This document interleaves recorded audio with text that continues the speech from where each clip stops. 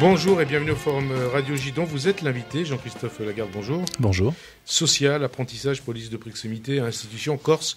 L'exécutif est donc sur tous ces fronts et en même temps. Alors la méthode Macron est-elle la bonne? Les réformes vont-elles dans le bon sens? Et quelle place, quelle stratégie dans ce contexte pour le centre et surtout pour l'UDI, le parti que vous présidez, le mouvement que vous présidez? Mais pour commencer, Jean-Christophe Lagarde, un mot sur Nicolas Hulot. Marlène Schiappa, la secrétaire d'État chargée de l'égalité entre les femmes et les hommes, affirme aujourd'hui dans le JDD, et je la cite, la justice se rend dans les tribunaux, pas dans les médias. Est-ce que vous dites comme elle que vous ne voulez pas de cela dans notre état de droit? D'abord, je dis comme elle, mais il est temps qu'elle le dise. Ouais, pourquoi? Parce que j'ai eu le sentiment que dans d'autres affaires, elle ne disait pas exactement la même chose. Moi, je dis d'abord, sur l'affaire Hulot elle-même. Il y a une plainte qui a été classée sans suite. Dans l'autre cas, il n'y a pas de plainte. La justice s'est prononcée, elle a classé sans suite. Donc c'est pas à moi, c'est pas à Madame Schiappa, c'est pas à qui que ce soit de le faire à la place de la justice. On confie à des magistrats le soin d'enquêter, de regarder et de décider. Il n'y a pas de justice populaire, il n'y a pas de justice médiatique, parce que la justice populaire ou la justice médiatique, c'est le lynchage en vérité. Donc pour moi, il n'y a pas d'affaire, il n'y a pas de commentaire, sauf un commentaire. Lequel? J'ai trouvé très positif ce mouvement qui a permis, depuis l'affaire aux États-Unis, aux femmes de pouvoir être capables de porter des accusations contre leurs agresseurs. Que finalement, ce ne soit plus quelque chose de caché, entre guillemets. Il y a évidemment des comportements dans notre société qui sont des comportements inadmissibles d'hommes, de femmes plus rarement, qui vont pratiquer du harcèlement sexuel. Depuis toujours. Et puis, dans une espèce d'ambiance générale, on considérait que c'était pas si grave. Si, c'est grave. Et c'est bien que les femmes puissent déposer des plaintes. Et il faut d'ailleurs qu'on ait dans les commissariats des gens qui soient formés à recevoir ces plaintes, à les accueillir et pas seulement à les écarter d'un revers de la main. Ce que je ne supporte pas, c'est la dérive que ça a donné. Par exemple, quand vous avez sur les réseaux sociaux toutes les dénonciations possibles et imaginables, dont personne ne sait la réalité, mais qui assassinent tel ou tel responsable économique, responsable politique, responsable associatif, responsable médiatique, c'est juste le contraire de la République et du droit. Le droit, c'est que si quelqu'un porte une accusation, on a le droit de se défendre. Et la responsabilité des citoyens, je parle des réseaux sociaux, c'est de ne pas eux-mêmes porter un jugement alors qu'ils ne savent rien. J'ai été, la semaine dernière, harcelé, si j'ose dire, par une journaliste, non pas sexuellement, mais médiatiquement, qui voulait absolument me faire réagir à l'affaire Darmanin. Sauf que moi, je ne sais pas ce qu'il y a dans le dossier. Et j'ai la même règle depuis toujours sur des affaires comme celle-là, c'est-à-dire des affaires liées au harcèlement sexuel ou des affaires parfois de corruption, Cahuzac ou que sais-je. Tant que la justice ne s'est pas prononcée, je ne porte pas de jugement et je n'émets pas de commentaires. Et si je suis un peu long pour vous dire ça, c'est que j'aimerais que tout le monde dans notre pays redevienne citoyen, accepte la présomption d'innocence comme un principe essentiel. Et moi, j'attends du juge qui me dise qui est coupable et qui est innocent. Il est toujours temps de condamner quelqu'un. C'est pas la peine de le faire 2 ans avant si la justice rend les gens innocents. Vous savez, Staline disait « Je préfère voir 100 innocents en prison que de laisser passer un coupable. » Et c'est le cas aujourd'hui en France ? Eh bien, moi, c'est exactement l'inverse. Je préfère voir 100 coupables en liberté que de laisser un innocent en prison. C'est ça le principe de la présomption d'innocence. Et heureusement, notre justice, elle fonctionne lentement parce qu'elle n'a pas assez de moyens, mais elle fonctionne suffisamment bien pour faire le tri entre les coupables et les innocents. Il y a des tas de gens qu'on a jetés en pâture au lynchage médiatique, au jury populaire depuis des années dans tout un tas d'affaires, et puis ils sont innocentés par les juges. Et après, qu'est-ce qui leur arrive à eux? On les a oubliés. Voilà. Je dis à chaque citoyen qui s'excite avec son doigt sur son smartphone en lynchant telle ou telle personne, attendez de savoir. Avec derrière la responsabilité de certains sites également. Hein. Et avec parfois la responsabilité de coups tordus, etc. Ouais. Je dis simplement que voilà, la justice, alors Madame Schiappa le découvre formidable, elle l'affirme comme ministre, c'est son boulot, elle l'aurait fait dès le départ, c'eût été mieux, puisque vous avez vu qu'il y avait une polémique sur le commentaire qu'elle a émis elle-même sur une affaire judiciaire. On ne commande pas, d'ailleurs c'est un principe de droit bafoué par tout le monde, on ne commande pas une affaire judiciaire en cours, tout simplement parce que personne ne sait ce qu'il y a dans un tribunal. Et je vais même vous dire, c'est une des raisons pour lesquelles je refuse les démissions, ces appels à la démission de ministres, de députés, de maires, de ce que vous voulez, ou de responsables d'entreprise. Eh bien regardez l'affaire Gallet. Moi, tant qu'il n'est pas condamné définitivement en justice, il est présumé innocent. Il n'avait pas à être poussé à la démission. Regardez l'histoire de Darmanin. Je ne sais pas ce qu'il y a dans un dossier judiciaire et donc je ne me prononce pas. Alors on vous dit, ah bah oui, vous refusez. Non, je refuse pas. Alors... J'affirme la présomption d'innocence pour tout le monde. Et si vous avez des responsables et des coupables désignés par la justice, à ce moment-là, seulement on peut les sanctionner. Donc ça veut dire que vous comprenez que le ministre de la Transition écologique et solidaire, Nicolas Hulot, est, comme il le dit, la rage, et vous lui dites surtout ne démissionnez pas. Mais je dis que la démission, elle ne vient que lorsqu'il y a condamnation. Vous savez, même la règle du gouvernement, la démission en cas de mise en examen. Mais c'est se foutre du monde. La règle Balladur. Hein. Pardon, c'est une imbécilité, je le dis. Concrètement, vous faites l'objet d'une enquête préliminaire. Cette enquête préliminaire ne vous donne pas accès au dossier, à l'accusation. La mise en examen, la seule chose qui change, c'est qu'en fait, c'est pas parce que vous êtes plus coupable qu'avant. C'est juste que maintenant, vous avez le droit de vous défendre, vous avez le droit aux éléments. Et tout le monde, dans le système médiatico-politique, considère que la mise en examen est un fait grave. Mais attendez, la mise en examen, c'est l'élément décidé par un juge d'instruction ou un procureur de la République. C'est-à-dire, en réalité, par quelqu'un seul qui décide et qui peut parfaitement avoir des arrière-pensées. Les juges d'instruction sont indépendants. Ça ne veut pas dire qu'ils sont toujours dénués d'arrière-pensées. Moi, je me souviens qu'on a eu, paix à son âme, Jean-Pierre Thomas, juge d'instruction dans notre pays, qui avait révélé un certain nombre d'affaires. Et puis derrière, il est devenu député européen d'un parti politique. Donc quand il a pris ses décisions comme juge d'instruction, il était peut-être à l'époque un peu partial. Madame Wisniewski, qui est députée aujourd'hui de notre République, et une bonne députée, elle a été magistrate quand elle faisait des références. Et donc, on ne peut pas considérer que la mise en examen, qui est entre les mains d'une personne qui peut avoir des arrière-pensées, et la culpabilité. C'est quand un tribunal a condamné, à ce moment-là, ça rend incapable d'exercer telle ou telle fonction. Alors, pardon de l'avoir dit avec un peu de véhémence, mais j'enrage de voir la débilité ou la débilisation de notre société qui considère que réseaux sociaux plus médias, ça fait la justice. Non, ça fait l'injustice pour la plupart des gens qui sont mis en cause et qui, en général, derrière, sont innocentés par les vrais juges. Alors, dans l'actualité de la semaine, il y a donc la visite du président de la République en Corse. Laurent Wauquiez, il reproche au président de brader, a-t-il dit, l'autorité de l'État et de ne faire que de grands discours creux. Vous avez entendu, je suppose, le discours du président Abbassia. Est-ce qu'il y refuse presque toutes les demandes des nationalistes? A-t-il manqué d'autorité? Était-ce un discours creux? Ce discours était-il ou non un acte d'autorité? Et la référence à la Corse dans la Constitution, est-ce que c'est une faute ou est-ce que ça va dans le bon sens? Alors, la réponse à votre question, elle est dans la question. Monsieur Wauquiez, il par réflexe, il va dire que ce que dit Monsieur Macron est mauvais dans tous les cas de figure. Voilà, c'est exactement de cela dont l'UDI a voulu se détacher. C'est-à-dire que la politique, elle doit se faire en sincérité et pas en jeu de rôle, si j'ose dire. Il faut qu'ils disent du mal parce que le président de la République était en Corse. Que demandaient les nationalistes? Tout un tas de concessions sur le statut, sur l'autonomie, sur la langue, sur quasiment une voie vers l'indépendance. Qu'a dit le président de la République, Emmanuel Macron? Il a dit non. Il a dit non sur tout, sauf sur le fait que la Corse soit mentionnée dans l'article 72 de la Constitution. Et vous vérifierez, monsieur Aziza, vous qui êtes un excellent journaliste, je pense que c'était une proposition que Nicolas Sarkozy avait faite. Ah oui, et donc, monsieur Wauquiez se trouve une fois de plus, entre guillemets, pris en flagrant délit d'oubli ou de mémoire courte. Parce que pour le compte, ce qu'il approuvait sous Nicolas Sarkozy, il le désapprouve sous Emmanuel Macron. Je pense que cette façon de s'opposer à un pouvoir ou de faire de la politique est une façon ringarde, périmée et très franchement peu respectueuse de nos concitoyens. Ringarde, périmée, oui. Je vais vous dire, je vais vous dire une chose que je regrette sur la visite du président de la République. Il a raison sur l'article 72.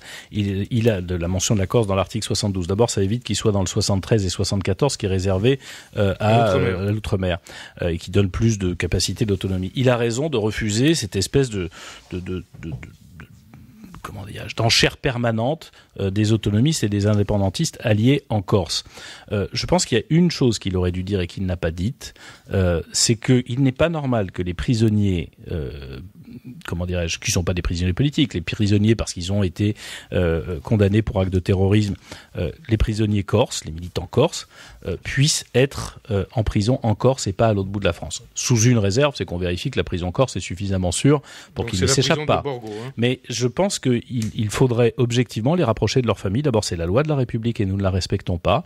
Et il n'y a pas de raison. Ils sont pas condamnés 2 fois. Ils sont condamnés à être en prison, pas en prison à l'autre bout de la France.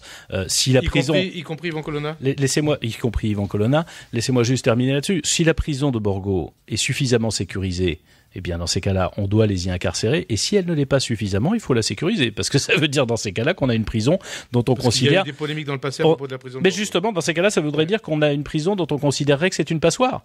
Alors, excusez-moi, il faut régler le problème. Donc... Et dernier élément que je veux absolument vous ajouter sur la Corse. J'ai bien entendu Monsieur Talamoni et Monsieur Simeoni dans leur escalade de surenchère ces derniers mois. Et la presse a été très complaisante et leur a ouvert largement les micros. C'est vrai qu'ils ont gagné une élection territoriale en Corse à 56% pour gérer la Corse, pour assumer le pouvoir qu'ils ont. Et ils ont maintenant un défi pour le compte. C'est au lieu comment dirais-je, d'essayer de surfer sur des slogans, il faut qu'ils commencent à construire un bilan. Parce qu'ils ont du pouvoir maintenant. La question, c'est pas le rapport avec l'État français. C'est leur capacité à gérer. Et au lieu des slogans, je préférais qu'ils commencent à construire un bilan. Je pense que c'est l'envie de M. Simeoni. J'ai davantage de doutes concernant M. Talamoni. M. Simeoni est un autonomiste. M. Talamoni un indépendantiste. Et je pense que l'un commence à être prisonnier de l'autre. Ils ont le pouvoir. Les Corses leur ont donné à 56%. Ils ont un pouvoir économique. Ils ont un pouvoir social. Ils ont un pouvoir d'aménagement, ils ont énormément de choses à faire, plus que de s'occuper d'indépendance, parce que même si la Corse voulait être indépendante, il faudrait déjà qu'elle arrive à être autonome économiquement, c'est loin d'être le cas aujourd'hui. Alors on avance, toujours dans l'actualité de la semaine, cette police de sécurité du quotidien dévoilée jeudi par Gérard Collomb, donc avec à la clé 60 quartiers en difficulté choisis pour tester ce dispositif d'ici 2020. Vous qui êtes élu de Seine-Saint-Denis, comment vous accueillez, on va dire, ce changement de philosophie dans la façon de travailler de la police? Je pense que le changement de philosophie est plutôt bon. L'idée en soi-même, je dirais qu'elle est très bien. Sauf que je constate qu'il n'y a pas les moyens. Ouais. Voilà, et que les 60 tests en question, c'est fait pour faire plaisir un peu à tout le monde. Est-ce que je peux vous donner Est-ce que je peux vous donner un exemple? Notamment Béchisa, Aulnay-sous-Bois. Est-ce que je peux vous donner un exemple? La Seine-Saint-Denis est le département le plus criminogène de France. Combien y a-t-il d'expériences de police de sécurité du quotidien en Seine-Saint-Denis? Une, à Aulnay-sous-Bois.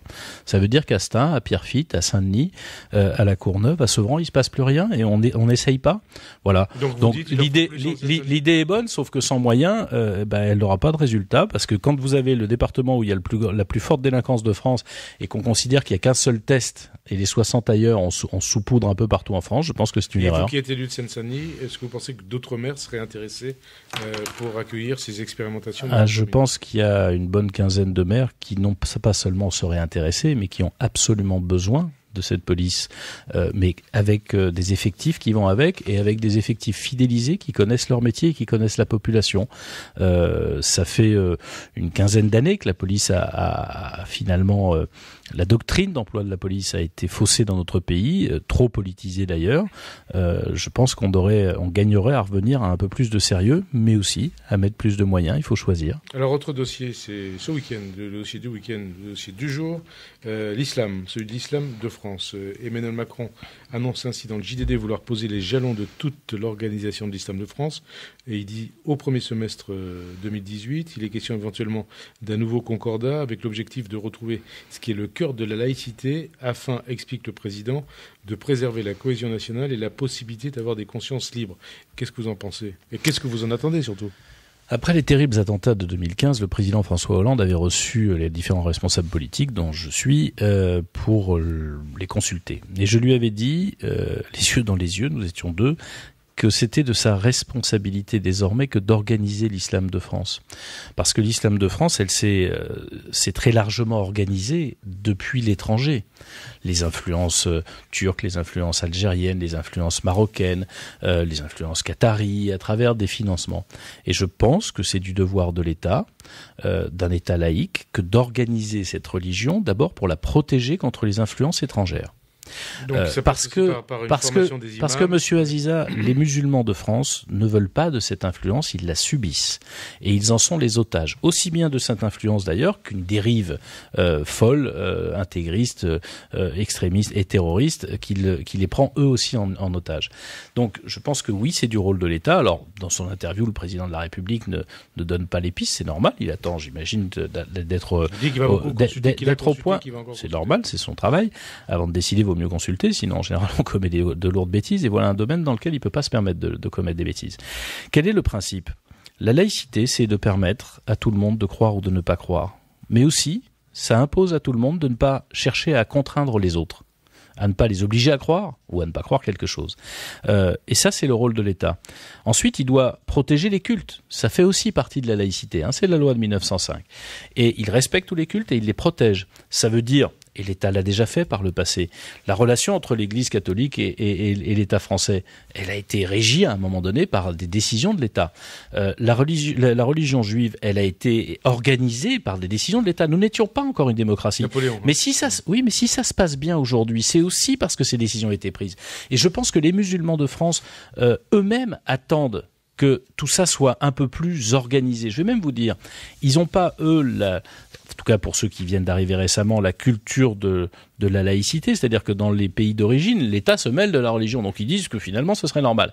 Nous devons en même temps respecter ce principe de laïcité, mais veiller à avoir un interlocuteur fiable, permettant de former les Donc il parle par exemple on parle dans ce papier du JDD d'un grand imam de France. Permettant de former les imams, permettant d'avoir des lieux de culte qui ne sont pas financés par les étrangers. Là-dessus, il faut reprendre l'idée de Monsieur de Villepin sur une fondation de l'islam de France qui fait qu'il y a un écran, si j'ose dire, entre ceux qui donnent de l'argent et ceux qui le reçoivent, un écran neutre qui permettrait d'éviter qu'il y ait des manipulations ou des tentations en tout cas.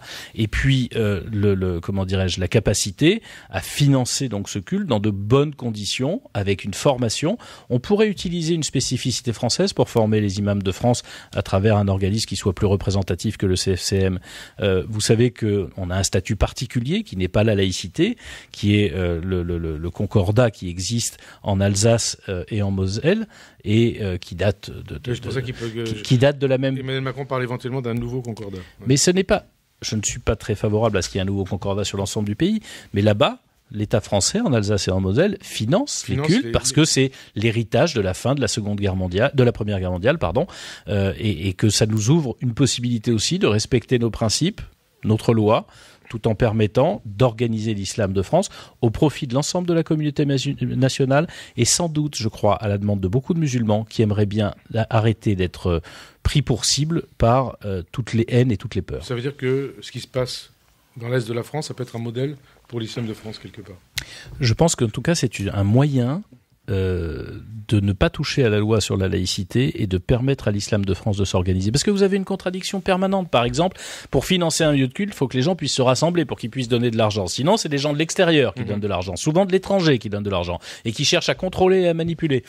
Simplement, tant que vous n'avez pas de lieu de culte, vous ne pouvez pas collecter d'argent, et tant que vous n'avez pas d'argent, vous n'avez pas de lieu de culte. Il va bien falloir qu'on sorte de cette contradiction. Voilà, autre question que vous avez vous-même abordée cette semaine. Vous avez dénoncé une décision du parquet de Bobigny qui a classé sans suite une plainte de Jean-Michel Blanquer à l'encontre de Sud Éducation 93, votre département. On précise les choses. Mi-décembre, le syndicat avait prévu d'organiser des ateliers de formation destinés aux enseignants à Saint-Denis, dont 2 en non-mixité, parlant dans sa plaquette du syndicat, la plaquette descriptive, de racisme d'État. Alors, pourquoi avez-vous dénoncé, de manière très violente d'ailleurs, ces décisions du parquet ? Mais je vais le refaire ici pour 2 raisons. Je vais même dénoncer 2 fois. De quoi s'agit-il ? Un syndicat décide d'organiser une réunion syndicale interdite aux Blancs. C'est ça ce que ça veut dire. Le ministre de l'Éducation nationale, M. Blanquer, fort justement, dépose plainte en disant que c'est interdit dans notre pays. Le parquet de Bobigny décide de classer l'affaire sans suite. Ça veut dire quoi ? Et là, on précise les choses parce que le droit français ne permet pas de poursuivre une personne morale, en l'occurrence un syndicat, pour diffamation ou injure. Eh bien, ça veut dire qu'il faut changer la loi et que Mme la garde des Sceaux doit s'y mettre rapidement. Parce que ça veut dire quoi ? Ça veut dire qu'une organisation, sous prétexte qu'elle est organisation ou syndicale, elle a le droit, demain, d'exclure telle ou telle partie de la population sur des critères ethniques. C'est-à-dire que la réunion ethnique est tolérée dans la République. Et demain, les fachos ont le droit de dire qu'ils organisent une réunion et que tous les Noirs, tous les Arabes et tous les autres n'ont pas le droit de venir en dehors des Blancs. Donc changer la loi. C'est ça ce que ça veut dire ? Donc si le procureur de Bobigny a raison et que la loi ne lui permet pas de poursuivre, il faut changer la loi de façon urgente. Parce qu'on ne peut pas accepter dans la République française, on vient de parler de laïcité, on peut parler aussi d'égalité, un principe fondamental, une valeur fondamentale de notre vivre ensemble, on puisse réunir des gens sur un critère ou exclure des gens sur un critère ethnique. Et la deuxième chose sur laquelle je veux dénoncer, alors je sais bien que ça va, ils vont tous se recroqueviller dans leur carapace collective, c'est le silence médiatique assourdissant Ah, on en a entendu parler au moment du dépôt de la plainte. Donc ça, c'est la décision de mercredi. Hein. Excusez-moi. Oui, d'accord, on est donc... Non, mais c'est ce que je remarque. On est donc 3 ou 4 jours après. Personne ne parle de ça. Merci, monsieur Aziza, de me donner l'occasion de le faire. Parce que je pense que tous les médias de ce pays devraient se scandaliser du fait qu'une réunion ethnique puisse être possible. Allons jusqu'au bout et cassons les hypocrisies. Si c'était une réunion de Blancs qui avait exclu des Maghrébins, des Africains... on gueulerait comme des putois, on entendrait la presse se rouler par terre, à raison, à juste titre, et bien sûr, et je serai le premier. Et quand c'est dans le sens inverse, on le fait donc pas. Là, vous dites c'est du racisme anti-blanc. Non, on finit par donner raison aux fachos en n'appliquant pas la loi française. Les Blancs, les Maghrébins, les Asiatiques, les Noirs, tout le monde est le bienvenu dans une réunion de n'importe quelle organisation française, et n'importe quelle organisation française, aucune organisation française, n'a le droit d'interdire l'entrée. Et s'il faut changer la loi, moi je demande à madame le garde des Sceaux d'interpréter les choses. Soit son procureur a raison et la loi ne permet pas de poursuivre, il faut changer la loi d'urgence.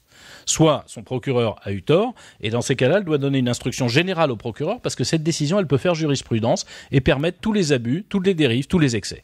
Alors, Édouard Philippe, il a dénoncé aussi ce qu'il appelle une nouvelle forme d'antisémitisme violente et brutale. C'est après l'agression à la sarcelle d'un enfant juif de 8 ans portant une kippa. Est-ce que l'antisémitisme est redevenu un poison, un nouveau mal français, Jean-Christophe Lagarde? Et vous qui êtes élu de Seine-Saint-Denis, vous savez de quoi on parle? Je crains qu'elle ne soit pas redevenue, ça fait plusieurs années.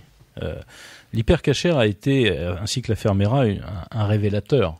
Mais ça fait plusieurs années, notamment quand on discute avec des membres et des responsables de la communauté juive ou avec le président du CRIP, que des gens se retrouvent en butte aux insultes, aux agressions, à la stigmatisation, au prétexte de leur appartenance à la communauté juive. Manuel Valls avait beaucoup dénoncé ça, on l'a moqué, on l'a même combattu pour cette idée-là. Je pense que, pour dire les choses très concrètement, une fois de plus dans l'histoire, quand les choses vont mal dans la société, souvent les Juifs sont pris en bouc émissaire. Mais cette fois-ci, en plus, ils sont visés par des gens qui cherchent à utiliser la religion musulmane, pour dire les choses contrairement, dans un projet politique. Ce qu'on appelle Daesh, les intégristes... Ils visent aussi à séparer la communauté nationale en attaquant la communauté juive, et ça peut fonctionner sur quelques tarés et détraqués qui vont aller s'en prendre à un gamin qui passe dans la rue. Non mais est-ce qu'on se rend compte de ce que ces gens-là n'ont plus dans le cerveau? Et alors ça se passe en France, mais ça se passe aussi ailleurs, notamment en Europe. En Pologne, une loi punit désormais d'une peine pouvant aller jusqu'à 3 ans de prison toute personne, citoyen polonais ou étranger, qui utiliserait le terme camp de la mort polonais pour qualifier les camps d'extermination installés par les nazis en Pologne durant la Seconde Guerre mondiale. Qu'est-ce que vous en pensez? Ce qui se passe en Pologne... Vous qui êtes européen. Ce qui se passe en Pologne est à la fois effarant et effrayant. C'est une ambiance générale, c'est pas que cette loi, mais je vais revenir sur cette loi. Ça aboutit par exemple à ce que le directeur d'une télévision publique, TV2, puisse dire que finalement on devrait appeler ça, il l'a dit sans que personne là encore ne s'en émeuve, qu'on devrait appeler ça, je cite, des camps juifs, car ce sont des juifs qui s'occupaient des fours crématoires. Mais on se rend compte de ce qui est en train de se passer dans un pays comme la Pologne. Là aussi, je pense que l'ensemble des pays européens devraient protester fortement. Pardon de vous le dire, j'étais jusqu'il y a quelques mois maire de Drancy. Tout le monde sait ce que veut dire Drancy dans l'histoire de la Shoah et de la déportation en France. Quand les victimes partaient de Drancy, elles atterrissaient à Auschwitz. À ma connaissance, Auschwitz est en Pologne. C'était un camp polonais. Et même si la loi polonaise m'interdit de le dire, je dis clairement que c'était un camp polonais. Ça ne veut pas dire que les Polonais en étaient les responsables et les coupables. Mais on ne peut pas chercher à réécrire l'histoire comme ils sont en train de le faire, parce que ça donne lieu à des dérives, comme je le disais sur le directeur de la télé publique. Grosso modo, l'antisémitisme redevient... normal, banal, presque d'État, dans un État comme la Pologne. Un État, on va le préciser, sans juifs. Et l'Union européenne ne dit plus rien? Pierre Moscovici, qui était la semaine dernière, a dénoncé ses propos, a indiqué que la Pologne ne serait... J'aimerais bien que M. Juncker réagisse et que chaque chef d'État et de gouvernement européen réagisse aussi. Alors on va... Parce que je répète ce qui s'est passé à la télévision publique. Je veux dire, un grand média national détenu par l'État a à sa tête quelqu'un qui peut proférer de telles insanités. Un antisémite. Hein. Oui, de proférer de telles insanités. On va rendre les Juifs qui étaient à côté des fours crématoires responsables de ce que les nazis les obligeaient à faire. Non mais où va-t-on ? Alors on va poursuivre. On revient en France, Jean-Christophe Lagarde. On poursuit sur l'actualité politique et sociale et cette polémique autour des SDF. Dans le JDD, Jean-Christophe Lagarde, Louis Gallois, qui préside la Fédération des acteurs de la solidarité, demande au président de la République, qui ne voulait plus personne dans les rues avant la fin de 2017, d'entreprendre un travail de fond plutôt que de fixer un délai irréaliste. Et surtout, il déplore ce qu'il appelle une volonté politique de minorer le nombre de SDF. Une réponse surtout donc au secrétaire d'État Julien de Normandie, qui a affirmé récemment que le nombre de personnes isolées dormant à la rue en Île-de-France correspond à peu près une cinquantaine de personnes. Est-ce que vous comprenez Louis Gallois ? Oui, parce que Louis Gallois a raison. Évidemment qu'il n'y a pas une cinquantaine de personnes qui dorment dans la rue dans notre région. D'ailleurs, j'aimerais qu'on ne parle pas que de l'Île-de-France, parce que des SDF, il n'y en a pas qu'en Île-de-France. C'est pas parce que c'est près des caméras de télévision que ça n'existe pas, à Lyon, à Bordeaux, à Marseille, etc., à Lille. Pour dire les choses concrètement, je ne comprends pas l'erreur commise par le ministre du Logement, puisqu'en réalité, il y a quelque chose de bien qui s'est passé, c'est qu'il y a 14 500 places de plus que l'an dernier pour héberger les gens qui sont sans abri dans notre région. C'est juste absurde d'avoir une déclaration qui... Absurde ou scandaleux ? Absurde. Une déclaration qui finit par masquer le fait que les choses avaient progressé. Bien sûr qu'on doit chercher à héberger les gens par ces temps de froid. Vous et moi, on grelotte quand on est dehors. Imaginez si on y était 24 heures sur 24. Bien sûr que ça contredit ce que les maraudes, et elles sont nombreuses, et souvent partant de simples citoyens, parfois même pas d'organisations, d'associations, voient tous les jours. C'est pas parce que le gouvernement a bien fait d'augmenter le nombre de places qu'il y a plus de gens et qu'il y a plus de besoins. Et donc, il va falloir que le ministre soit mieux renseigné ou se renseigne mieux. Le Premier ministre est allé faire une maraude cette semaine. Donc en banlieue parisienne et dans le 13e arrondissement. Et donc ça veut dire qu'il a vu des gens dans la rue et il n'en a pas vu que 50. Donc vous dites qu'il faut se ressaisir au gouvernement ? Je dis au gouvernement, ça ne sert à rien de dire qu'il n'y a plus de problème. Vous avez créé 14 500 places, ce n'est pas encore suffisant. Déjà faites valoir le travail que vous avez fait, parce que ce travail-là, il doit être salué. Et il l'est par des associations d'ailleurs, je crois même par M. Gallois. Autre dossier au cœur de l'actualité, le pouvoir d'achat. Est-ce que vous considérez qu'il y a un problème de pouvoir d'achat du fait de décisions qui n'auraient pas été prises par le gouvernement ou qui auraient été prises par le gouvernement, et qu'est-ce qu'il faut faire pour le favoriser dans quelle direction et de quelle cible ?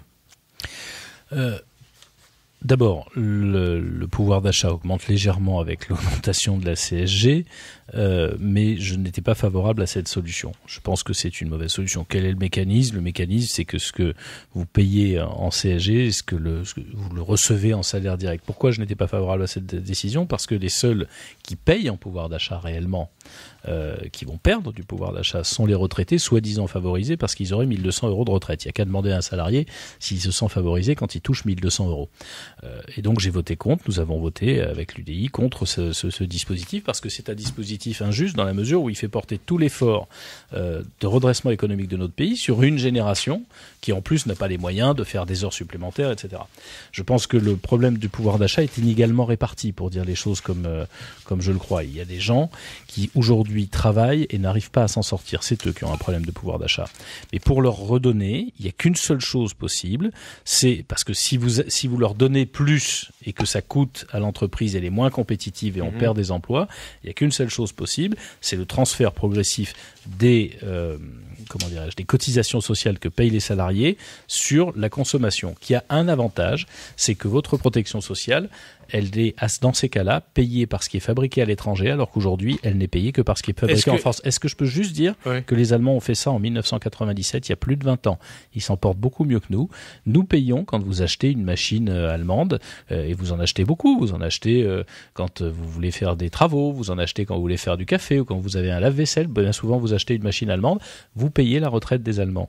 Pourquoi ne faisons-nous pas la même chose ? Donc, c'est une demande que vous faites Je dis simplement que l'impôt intelligent pour redonner du pouvoir aux salariés, c'est de transférer les cotisations sociales que payent les salariés aujourd'hui sur la valeur ajoutée, quoi. Sur une TVA sociale, bien sûr. Sociale. Alors, mais écoutez, les Allemands le font, ils s'en portent très bien. Et nous, depuis 21 ans, on les regarde faire et on continue à payer leur retraite. Quand est-ce qu'on se réveillera ? Alors, et d'ailleurs, c'était une proposition qui était faite surtout à gauche, notamment à l'époque par Henri Emmanuelli, et qui n'a jamais été suivie. Pardon, nous la portons, nous, centristes, depuis plus de 15 ans. Je pense qu'à un moment donné, y compris si on parle du rapprochement des fiscalités, il est nécessaire entre Européens et notamment entre Français et Allemands, puisque ce sont nos principaux partenaires commerciaux, va bien falloir qu'on se mette à faire. Quand ils font quelque chose de bien, c'est pas la peine de se dire qu'il faut pas le faire, quoi. Il faut mieux en profiter. Alors, on n'oublie pas, Jean-Christophe Lagarde, que le week-end dernier, les candidats LR alliés à l'UDI ont remporté 2 élections législatives partielles. C'était dans le Val d'Oise et à Belfort. Est-ce que, en dépit de cela, vous confirmez votre choix de vous allier à En Marche pour les élections partielles du mois prochain ? Alors, on va dire les choses plus simplement, Monsieur Béchiza. Il n'y a plus d'alliance entre l'UDI et les Républicains au niveau national. J'ai dit dès le départ qu'il y avait des gens chez les Républicains avec qui nous pouvons travailler et des gens avec qui nous ne pouvons plus le faire. Donc c'est à la carte. Pourquoi ? Parce que c'est pas à la carte, vous savez, c'est en fonction de la proximité de nos idées. Ce qui était dramatique pour nous, c'était d'être obligé de... Belfort, c'était le modem. C'était. Je vais y venir. Si vous voulez les prendre un par un, je vais vous les expliquer une par une. Mais par le passé, on a été obligé de soutenir des gens qui correspondait pas à ce qu'on pensait. Nous avons décidé collectivement que l'UDI était désormais libre et indépendante et qu'elle choisirait les candidats qu'elle présentera ou qu'elle soutiendra en fonction de la proximité de nos idées. Vous parlez de Belfort, le candidat MoDem, M. Grudler, est quelqu'un qui a choisi aux dernières élections régionales de faire élire une présidente socialiste plutôt que François Sauvadet qui était candidat et qui était UDI. Voilà quelqu'un qui vient de payer, non pas par nous, mais par la population de Belfort qui s'est souvenu qu'il préférait le Parti socialiste plutôt qu'un centriste. Et M. Grudler a été balayé avec un score assez ridicule. Deuxième cas de figure, vous avez dans le Val d'Oise quelqu'un qui a une suppléante UDI et qui est proche de nos idées. Qui était jupéiste il y a encore quelques semaines. Nous étions derrière Alain Juppé dans la primaire. Vous voulez que j'aille le combattre aujourd'hui et dire que c'est un mauvais candidat ? Non. En revanche, à Toulouse, 8e circonscription de Haute-Garonne, pardon, pas à Toulouse, mais en Haute-Garonne, 8e circonscription, ce sera soit une socialiste, soit le candidat En Marche. Le candidat En Marche nous paraît beaucoup plus acceptable. Je n'ai pas envie de faire revenir les fantômes de M. Hollande à l'Assemblée nationale. Quand vous allez en Guyane, vous vous retrouvez avec Lénaïque Adam, qui est un excellent député, un jeune qu'on a vu arriver et qui a 26 ans, je crois, qu'on a vu et que j'ai vu à l'Assemblée nationale, dont j'ai apprécié à la fois l'attitude et la proximité d'idées sur un certain nombre de sujets. Et en face de lui, c'est ce qu'on appelle un régionaliste, en réalité indépendantiste caché, qui contribuait à l'agitation sociale en Guyane il n'y a pas si longtemps que ça. Bref, quelqu'un de proche de France insoumise. Et vous voulez que j'aille soutenir quelqu'un d'autre ? Donc oui, nous sommes libres de soutenir des candidats En Marche à chaque fois que nous le trouverons, ou d'autres d'ailleurs, que nous le trouverons plus proche de nos idées que quelqu'un d'autre. Et ce sera la même chose pour les élections à venir. Alors, municipales, et notamment, et on va commencer par les européennes, parce que c'est en 2019, la première élection nationale qui va avoir lieu. Est-ce que vous êtes favorable à une grande liste regroupant des candidats En Marche, des jupéistes, le MoDem et l'UDI? Je crois qu'on met la charrue avant les bœufs. Là, pour le compte, on est beaucoup dans l'emballement depuis quelque temps. La première des questions, vous savez que l'Europe est un sujet pour nous absolument déterminant. La première des questions, c'est quel est le projet européen défendu. Nous défendons un projet européen et nous entendons bien le défendre. Ce projet, il est de fédérer les pays européens qui le souhaitent pour être plus efficaces, plus protecteurs vis-à-vis des grands ensembles mondiaux que sont la Chine, l'Inde, les États-Unis, qui nous imposent leurs intérêts et donc qui nous imposent leur mode de vie. Il y a aujourd'hui une Europe qui est trop dispersée. Mais alors, on va poser la question autrement. Vous pourriez présenter une liste autonome aux européennes ou pas? Bien sûr. Bien sûr, c'est même ce à quoi nous nous préparons. J'ai dit, et je veux redire clairement, je partage 95% du discours que le président de la République a fait à Athènes et à la Sorbonne. Mais, pardon, il ne partage pas 95% de ce que nous disons. Quand nous affirmons qu'il y a besoin pour nous protéger contre les terroristes ou contre les grands trafiquants d'un FBI et d'un parquet européen, il n'en parle pas. Nous le défendrons, cette idée. Lorsque nous expliquons qu'il est nécessaire que l'Europe s'occupe de co-développement en Afrique, parce que l'Europe est la seule voisine de l'Afrique. C'est ce qu'il a dit au Sénégal. Oui, on va voir s'il le met et s'il le fait porter. Lorsque je dis, et c'est Jean-Louis Borloo qui a porté cette idée fort juste, nous sommes les seuls voisins de l'Afrique. Si les 2 milliards d'Africains qui seront là dans 20, 30 ans n'ont pas les moyens de vivre chez eux, l'Europe étant la seule voisine, elle sera profondément déstabilisée. Soit on a 2 milliards de dangers, soit on a 2 milliards d'opportunités. D'opportunités parce qu'on a une bonne connaissance culturelle du fait de l'histoire, des histoires communes, et parce qu'elle peut se faire. C'est 2 milliards de clients ou 2 milliards de migrants. Il faut choisir à un moment donné. Donc les Européennes, vous allez voir. Et nous choisissons. Ouais. Donc sur les Européennes, nous construisons jusqu'à la fin de cette année 2018 notre programme, notre projet, c'est bien naturel. Et ensuite, évidemment, nous allons préparer notre liste. Alors, est-ce que les programmes et les projets seront concordants ? On verra bien à ce moment-là.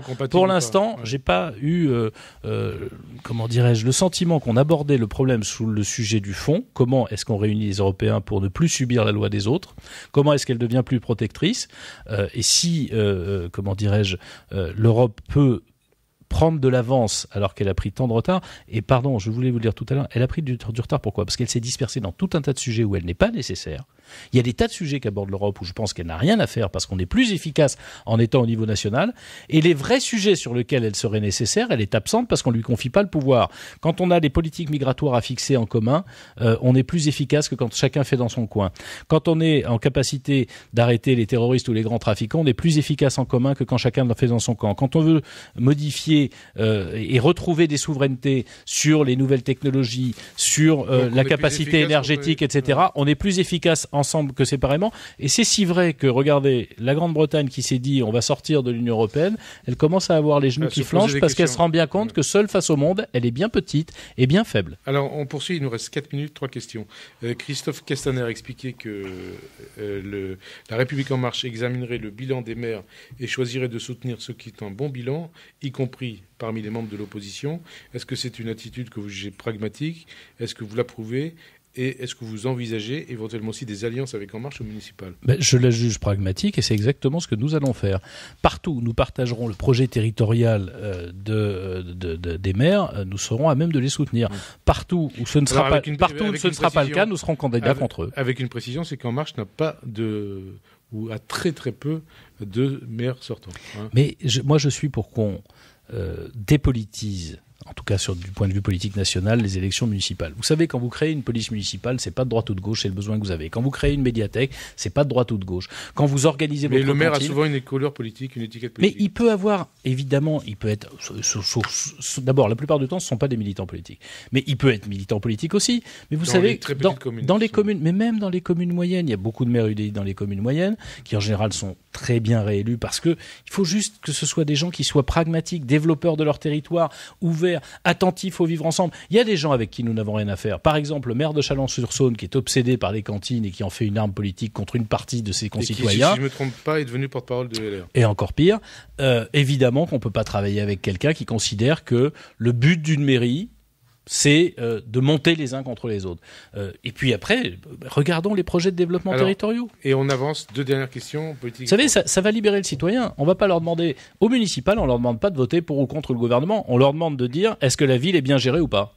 2 dernières questions. Jean-Yves Le Drian considère que les djihadistes français capturés en Syrie sont des ennemis de la France qui doivent être jugés sur place. Est-ce que vous approuvez le ministre des Affaires étrangères ? Également, d'ailleurs, c'est la position globale du gouvernement. Je l'approuve à 100% et je refuse catégoriquement que des gens qui ont trahi la France puissent maintenant se revendiquer du statut de Français pour essayer finalement de profiter des droits que nous avons construits par nos combats, et c'est justement ce que eux combattaient.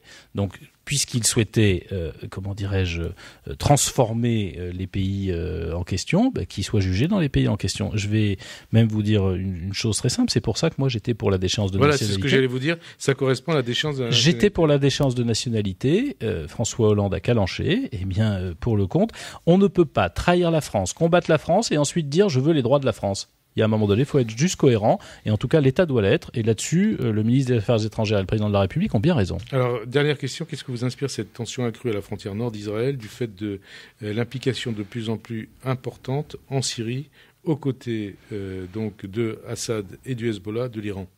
Mais l'Iran a beaucoup progressé dans la région et on sait que son ambition de détruire l'État d'Israël demeure pleine et entière. Et donc forcément, ça crée une réaction de l'armée israélienne. On a vu aussi d'ailleurs que les moyens militaires de la Syrie et des alliés de l'Iran en Syrie se sont renforcés puisqu'ils ont réussi à abattre un appareil israélien pour la première fois, je crois, depuis 30 ans. 32 ans. Il faut rapidement arriver à une désescalade et dans la discussion qui s'est opérée sous Obama avec l'Iran, Israël doit être intégrée et incluse. Je pense qu'on a là aussi le contre-coup de M. Trump qui joue les gros bras mais qui allume des brasiers dont il ne fera pas les frais lui. Merci en tout cas Jean-Christophe Lagarde d'avoir répondu à notre invitation. Bonne fin d'après-midi sur Radio J en compagnie de Guy Rosanovic et à la semaine prochaine. Merci.